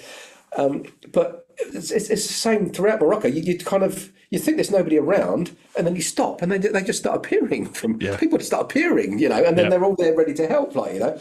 And anyway, we managed to get the bikes across, manhandled it with the guys that just showed up to help us, and we're off again. So, but yeah, I mean, that's all part of the adventure, isn't it? I mean, that's really what people want, you know. Yeah, totally. And that is, you know, if it was just an easy tour and every day was easy and everything was perfect, it wouldn't be a story to take home, you know. So absolutely, that's when the adventure starts, isn't it? When something goes wrong or something out of the ordinary happens, that's when the trip becomes an adventure. Yeah. I mean, obviously we're fortunate in that aspect because, you know, if you go around the world solo, I mean, you are on your own, you know. On Cannonball, you've got 45, 50 other riders around you that are all willing to help, you know. So if you're by the side of the road, they're coming through.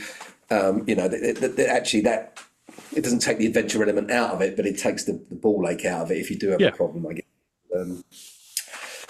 I mean, I love all that stuff. You know, it's. I guess that's really for the future. We've got we've kind of fixed on what we're doing this year with Turkey and everything, but you know, at some point we do need to go a bit further afield, you know, even if it's a flight too and do it there. So any tips you've got, I'm very open to listening. You know, it's a big wide world out there, you know, there's a lot of places we'd like to get to, I think. So. When you were chatting about where you go and going further afield, it's a real shame that they're having issues there at the moment, but Ecuador in South America has fantastic roads, but so does Colombia. Colombia is a great ride. Yeah, well, one of our riders, Nate the Exploder, actually, I won't talk about the explosion story because that actually was quite serious. But Nate the Exploder, he's a Cannonball regular. I think this year's his 10th or 11th, I think. He has been living out in Colombia for the last 3 or 4 years. He's American. He just sold up and said, "Okay, I'm done. I'm just, you know." He's been basically around South America and Colombia for the last 3 or 4 years. We see him once a year on Cannonball and he goes back again. So, but he says there he loves the craziness of it. It's like, you know, it's a bit. Whereas the Western world is all very kind of, you know, bit kind of tame nowadays. It's still the Wild West out there, I think, you know, he was saying. So, but I've never spoken to him actually about the roads. That didn't occur to me, because he lives, you know, he's another US rider that leaves his bike here in Europe. So I'm not sure that he does a lot of riding out there actually, but that quite surprises me. I wouldn't have thought that actually. So honestly, like Ecuador was a real surprise. Some fantastic roads there, and then I crossed into Colombia to get across the Darien Gap. I flew the bike from Colombia to Panama, and crossing the border from Ecuador into Colombia. The roads up in the mountains there were just amazing, so much fun. I've never been to South America. I need to get there, I guess. You know, to me, it's all, you know, what I see, you know, and what I read about, but I've never been there. So there's a lot of issues going on at the moment, I think, and same with Central America. But then, what I remember, yeah, exactly. What I remember is that there was always issues in all these countries that you hear about in the news, but when you actually get there, the people are good as gold. But yeah, exactly. I mean, I don't know. You don't want to go there against like popular advice and then get yourself in a world of poo, do you? That would just, especially if you're bringing 70 people with you. Yeah, you need to watch that. Exactly, yeah. But South America, even Central America, like I had such a good time in Mexico, but everyone's scared about going to Mexico. But I had no issues at all and loved it. Loved the Mexican people. Great time. When I lived, because as I said earlier, I lived in Vegas for 10 years. And one of my things, we never got to do it. We always wanted to go down to the Baja, even just to watch. Yeah. We were thinking about doing it one year, and that must have been, I think that must have been 2008 when that whole crash happened, because we were quite a ways along about putting a team together for it. Yeah. And that got banjaxed because of that. But that was, to do the Baja was always the big thing, or at least to go and see it. Now, I couldn't do it at my age nowadays. Not the age, but I just couldn't do it, I don't think. But I'd love to go down and see it and just have that whole experience of the whole thing. Yeah.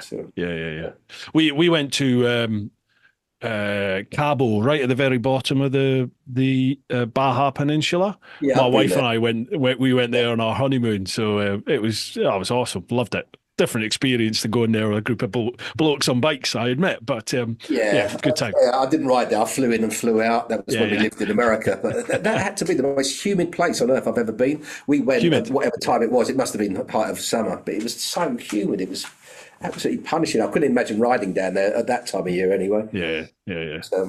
But South America sounds good. I like the sound of that. I would look at that for sure. Something different, isn't it? Yeah. Real taste of exotica. Yeah, keep feeding me the ideas, Bruce. I'm loving it. Yeah. I will do. Cannonball has been like a big one that a lot of people have been saying about, But again, I've not been there, so I've no kind of concept. Yes. The mountain roads, I can't remember what they call them, but their mountain roads are just out of this world. They're quite tight in Najeri in places, but really good fun on a bike. Good generally. Yeah. Well, I mean, it's 10 years since I was there. Yeah. But the road surface was way better than the UK. I mean, just about every country on earth is better than the UK for road surface at the moment. But you're right about that. I've not lived in the UK for over 20 years now, but my mum lives there, so we go back for family and stuff regularly. But I've been noticing that just how shocking the roads are in the UK, like really bad. Yeah, I'm in Kent, down in the southeast, and the roads around here are, God, some of the back roads that are good to ride on. They're just, especially this time of year, they're like farm tracks in places, with the potholes. They're terrible, really bad. And then you go places like Romania, and they're billiard smooth. They're absolutely gorgeous. No, exactly. Romania, that's another place. Have you been there? Yeah, well, that's where we're going this year. So, of course, right. Yeah, we're starting off Czech Republic, going through Czech Republic, Slovakia, Romania, and working our way around to Istanbul. So the route's a secret, but it's not into Istanbul and back again. We're kind of going as deep into Turkey as we can. But you're absolutely right. Romania was an absolute revelation to me.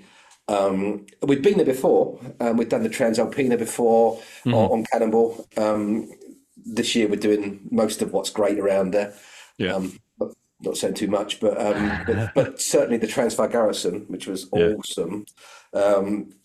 We've already recorded that last year because it closes obviously for the winter. Yeah. So we're doing that this year. That's something we put out there. But I was totally shocked with Romania. Absolutely loved it. The roads were awesome. Everything's like so good value there. The food, like the vegetables, were noticeably different from anything else in Europe. Yeah. We stopped at a hotel, not one we're using on the event, but pints of Tuborg in the, I don't know why Tuborg is their speciality there, but it seems quite popular. But they're coming out in frozen pot pints out of the freezer, €1.50 a pint. It was just like happy days. 3 days we spent there. One lad's never even come home. Exactly. I love Romania. It's real good quality value for money and Yeah, great riding as well, yeah. especially in Transylvania and heading east out that way. Wow, Yes, awesome, yeah, yeah. awesome. That's where we're going to be dipping into. But that was on the Transvaal Garrison Pass. That was a hotel on there, and the property is really good value there as well. So that's another future base camp location that we've already got in mind. So we'd Brilliant. like the base camps to stretch from Portugal to Romania. That's the bigger vision that we've got. But just Mate, want that's to, exciting. That has real potential. That wow, yeah, like a network of base camps on yeah, yeah, all the yeah, best riding locations. Wow, yes, yeah, yes. yeah, Can we do a pee break? That beer's gone through me. Is that all right? yeah, We yeah, go and do a absolutely. quick Yeah. pee break. All right, be back in two. Okay, so leave this on, yeah. Yeah, yeah, just leave it Okay, on. no, No I'll do problems. the same. So, All right, lovely job. Cheers. sorry, it was down a flight of stairs for me, or two actually. So. It's terrible. Got to that age now. It's not even a can of beer. Have to go. I That's know. I was going to say it's definitely an age thing, isn't it? It's it. up in the night every night. I don't know. Just think of the experience, all the experience we've gained getting to that stage. Right. Okay. Next question. David McCracken. Evening all. What's the most expensive bike to be crashed during a cannonball run, and which has been the most unusual bike you've come across on the event? Oh, I can't think of a bike that crashed that was particularly expensive. I have to say, which is probably a good thing. But the most unusual bike, easy. That one's an easy one. So this was, I forget the year, but we were setting off just outside Vienna was the start point. Mm-hmm. And Petri, who's a Finnish rider, shows up on a stretched drag bike, Katana. Oh my God. I walked up to him, I said, you must be an optimist. Because we're doing like high mountain riding, twisty stuff, and he's got this Yeah, bike. yeah, yeah. This guy is the only guy that ever become a cannonball legend on his first event. He's just an extraordinary character. He's a journalist, actually. He's a Finnish journalist. But yeah, he got round. I mean, by the end, he had less teeth on that katana than my granny. I tell you, it was like, he was literally like, he asked us to get a sprocket. We tried, we couldn't. Yeah. But he got round. So the stretch katana was easily the most unusual bike, I would say. So, Oh, wow. yeah. Was that like the original katana or Yeah, yeah. one of the Yeah, yeah. one of the gee Yeah, whiz. yeah, yeah.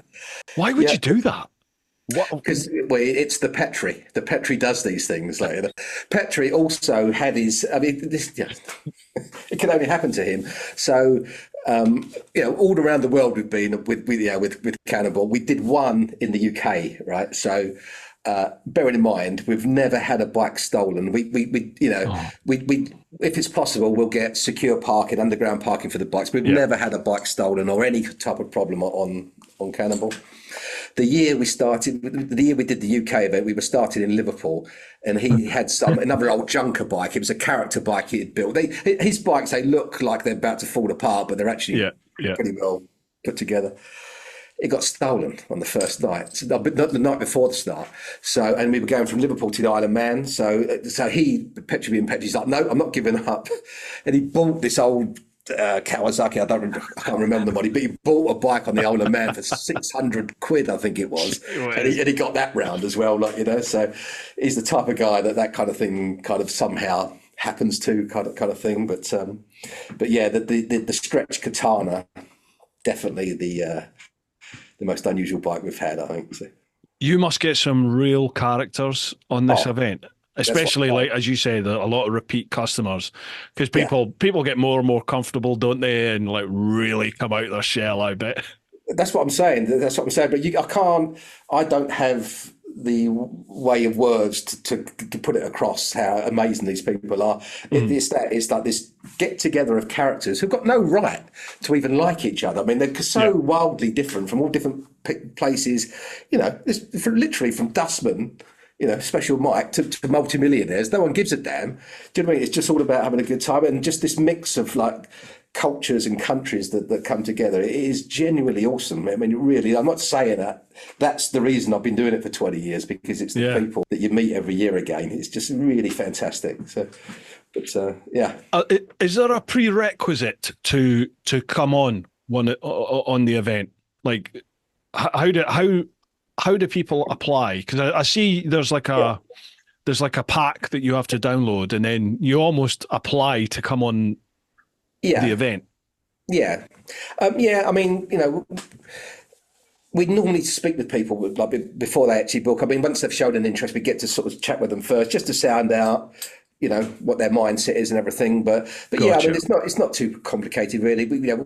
Like I say, we don't think it's right for absolute novice riders. So you've got to have so many years experience. I think it's 3 or 4 years experience that we ask for at least before you come. Makes sense. Yeah. You've got to wear all the kit. We can't have another special Mike coming up with his sweatshirt and his suntan. Don't want that. So we want you all, wearing all the kit.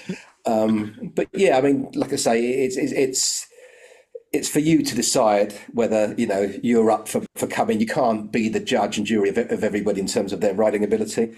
What we do is we have for new riders, we offer a buddy system. So any new rider that comes in, we normally pair them up with one of the vets so that they can just have their hand held for the first day or so. Most people find the other guys that are riding at their pace and slot into that, so you get quite often the same group of riders who go around together for the whole week. Gotcha. Yeah. So we do that. There's other things we do. We do live tracking. So we recommend that people use the live tracking feature on the WhatsApp group so we can see where everyone is at any given time. So if someone's come off or had a problem, we know where they are, even if they can't call in. So there's a bunch of stuff like that we do as well.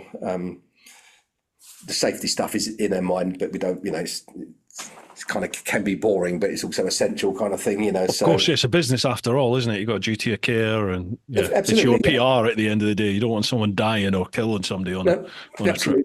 Yeah, get you. Yeah, I think, just the fact that everyone's on the same route and we've got the support vehicle going through helps that. We have... I call them kind of robo-cops, but we have like some of our senior riders also that are kind of tasked with like just keeping an eye out. So if something's happening that they're not comfortable with, or they think it's getting, it's very easy to get a bit wrapped up in it. Do you know what I mean? When you're having a great time. So they're there to also just have a quiet word and just put in the reins where it's needed as well. So, but yeah, I mean, the system we've got now works good. It works good. Considering what we're doing and the mileage that we're covering, we're quite happy with that side of things. Right, last one in the clan, Owen Harries. Evening all. Hope the day has treated you all well. Question for Steve. What was the most bizarre or odd encounter whilst on a Cannonball run that did not involve being on a bike?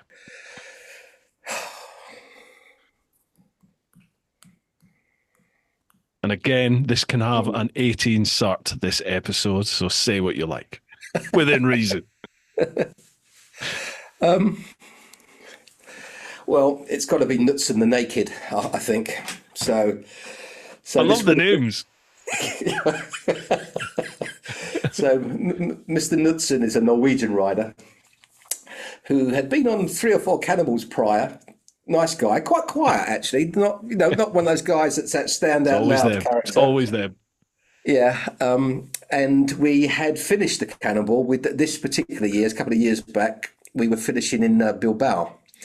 And the final night meal was actually in the executive booth of the football stadium there. So the football stadium was empty. There was no match going on, but they got like a really high-end restaurant there that we'd hired for our group. And of course, you've got this a perfect view of the whole stadium. All the floodlights are on. Pitch is looking fantastic. It was me. Somebody may have mentioned to him, wouldn't it be funny if someone streaked the pitch? A castaway comment. 10 minutes later. Yeah, all right. Lit the touch paper. 10 minutes later, we see Knutson has worked his way out of the restaurant and is going around the top tier. So we're on the very top level, if you imagine. So you've got, I don't know what it is in feet, but it's got to be a good 100 feet to get from the top tier down to the pitch. Ordinarily, you can't do it because all the doors are locked, but they just so happened to be doing some works there, and they had this huge electrical cable that was running from the very top to down to the pitch. So Knutson has stripped off, has got onto this electrical cable. I can't imagine the chafing that guy had from sliding down this electrical cable, because it's this thick. Do you know what I mean? Anyway, he got down. Of course, he's now streaking across the pitch. He's got to the centre of the circle, and he sort of turned round and revealed the goods. Luckily, it was so far away that you couldn't be too shocked. And of course, and then the locals, the security have come out, so they're now chasing him around the pitch. It's like a Benny Hill scene of him being chased around the Bilbao football pitch. So. There you go. No bikes involved. A very Cannonball story. So. I think we knew that it was going to go that way, didn't we? Last one from Owen. Question for Bruce. What would you consider?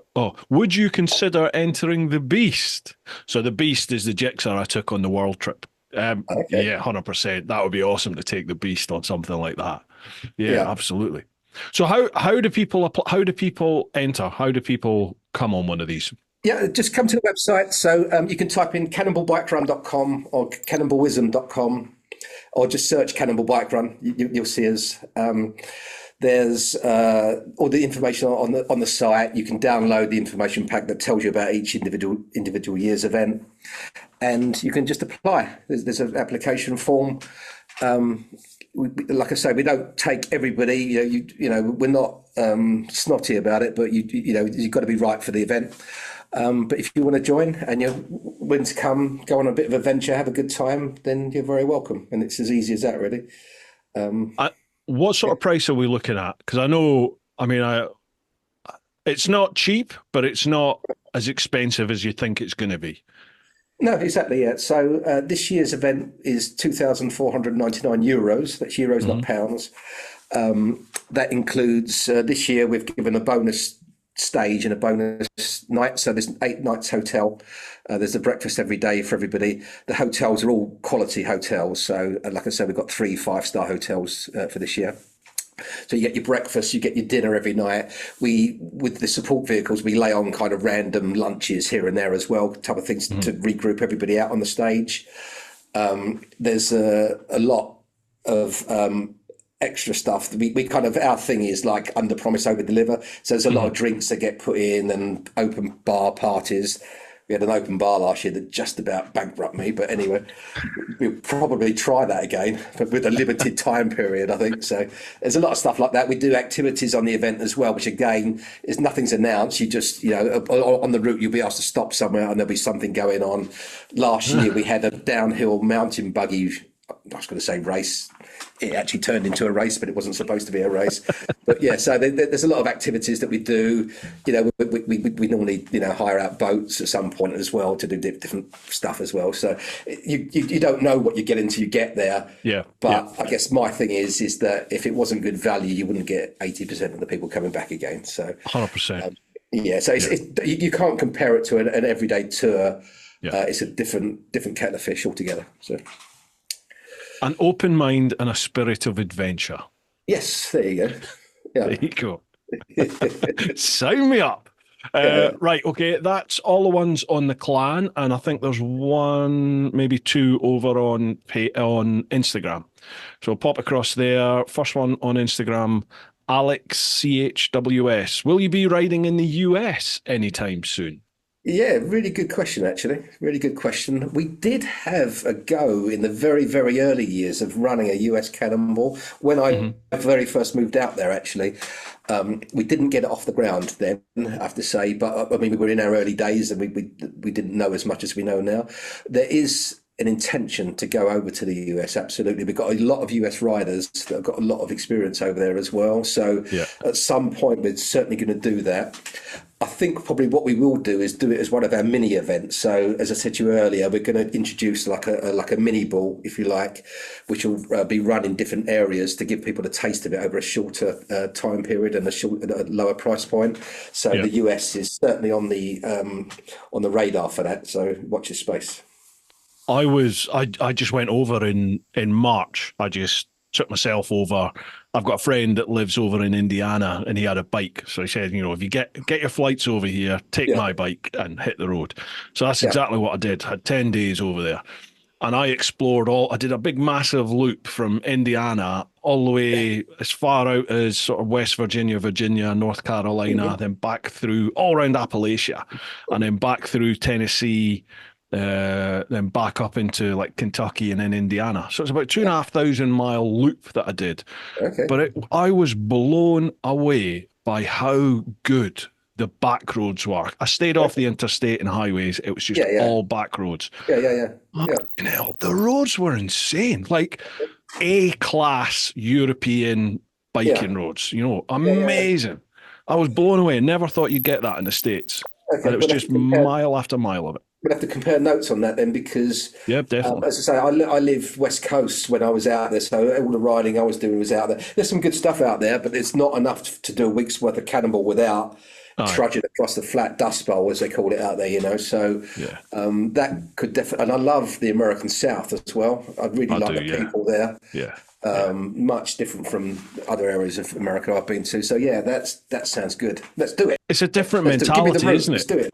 I'll pass it through. Yeah, it's a different mentality in the South. I've mates that live in the States, but they're all like New York, LA, these sorts of places, and obviously that is a different mentality compared to the South. The South is, fuck yeah, America and freedom. They're hot on freedom, aren't they? Like, no one tells you what to do. You do your own thing. Everyone's incredibly polite and respectful, but they expect you to be like that to them as well, don't they? So it's, I just like it. It's just nice place to be. Love to live there. I don't know what the ideal time weather-wise is to be there. That's something I need to look into, I guess. But yeah, I mean, certainly that's going to happen at some point in the future for sure. So awesome, exciting, mate. That's us. Is there one on Facebook? Let me have a little look. Where was the Facebook one? No, he's just saying it's an Alan Jones. He says awesome event. So I'm not sure if Alan's been on one of the Cannonballs or not, but he's a fan. He's not been on one. He's been on 12. He's been on 12. Good lad, Alan. Yeah, Alan has got a beard that rivals yours. Actually, he's right. He's very, very good dude. Very good dude. He's a tattoo artist that lives in Holland. He's a Brit. Ex-army, very, very good guy. Very good guy. So you must meet some characters, because on my tours, you get people coming along, and you get people who, to look at, you would not expect the backstory that they come with or the character that they have, and I love that part of meeting people and just not knowing what you're going to get. Yeah, well, it's also the way it just unveils itself in layers. Do you know what I mean? Because it might be like year 3 of someone riding, like Knudsen, year 4. From absolutely obscurity to naked in Bilbao. Do you know? It's like, but I mean that's an extreme example. But it's like literally you'll be chatting with people like this and that, and then all of a sudden they'll drop in something that they've done, and they're just that's the other thing. It's like you go on a car event, right? Within 10 minutes of meeting your car guy, you know what he drives, how much he earns, how big his house is. Who gives a shit, Whereas with Cannonball, it's just literally there's none of that kind of like bigging it up between people. Yeah. It's just different, and that's what I love about it. But the characters is definitely the right word, and the way they just unveil themselves year after year is awesome. Yeah. 4 beers in, you find out that there used to be an alligator wrestler or something. Yes. You're just like, how did this not come up sooner? Exactly, yeah. Mate, Steve, that's all the questions, mate. I've kept you for almost 2 hours. Oh, wow. It sounds very happy. Listen, thank you very much for spending the evening with us, mate. Much appreciated. Yeah. Before we call it quits, the floor is yours. If there's anything you want to plug, if there's anything you want to say, feel free. Yeah, I mean, we don't hard sell our event. We've never run an ad for it, so it's certainly not for everybody. But if you feel it's for you, get in touch. I'll speak with you personally. I'll put you in touch with other riders that have been there and done it before in your own country. If you're foreign or from abroad, you can speak with someone in your own language. So we're very happy to put you in touch, get an independent point of view as to whether you feel it's right for you. And if you do, you're welcome, and you're all friends here, so you're very, very welcome to try. And if you found out it wasn't for you, I can guarantee you would have had an adventure in the meantime. So, yeah. I'll leave all the links down below, folks. So if you're listening to the podcast, check out the show notes. If you're watching the vid, have a look at the vid description, the website, socials, everything will be down there. I mean, my whole mantra with TeapotOne is live your life, and combine that with motorbikes. If you fancy the idea of an organised tour, so to speak, that fulfills that live your life mantra, I'd suggest maybe this is going to be up your alley. So check it out. Life Without Limits. Life Without Limits was our early thing, so we're on the same page. Same thing, man. Love it. Yeah.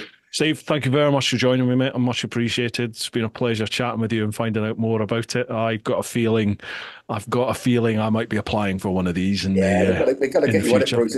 We've had a lot of Scottish riders over the years, but they're aging rapidly. Do you know what I mean? So they're slimming down. So we need the Scottish element back up there. So right, you're on. I'll bring a kilt. We've had that as well. That's another Petri story. I won't go there. Oh my God. Folks, hope you've enjoyed this one. Check out all those links down below. Keep doing your thing. Look after those that you love. Get on out there whenever you can. But most importantly, live your life without limits. Woo-ha! Good stuff. Dude, let me stop that.